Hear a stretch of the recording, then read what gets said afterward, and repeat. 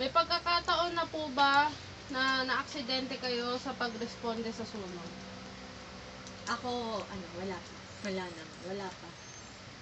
Kasi hindi naman ako masyadong, actually sa truck lang ako. Taga-bantay, taga-hingi ng tubig, mga ganun lang. Siya, muntik na siyang mamatay twice sa pagresponde. Yung una, napailalim siya sa truck. Nagre-responde sila. Pag nung truck, pag liko ng truck sa may Menjola, lumipad siya. Dumulas yung truck, nag-skid na gano'n. Tapos yun. Bangga, nalaglag ako sa truck. Mailalim ako sa dalawang car truck. Sumunod, Na-suffocate siya.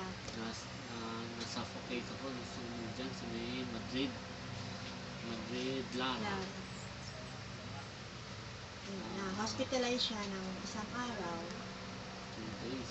Actually, 2 days. Kasi 2 yung days. araw niya. Tapos, 2 days na hospital. yun lang. Maliban dun, may iba pa. Sugat-sugat. Normal na sa aming mga bumbero yun.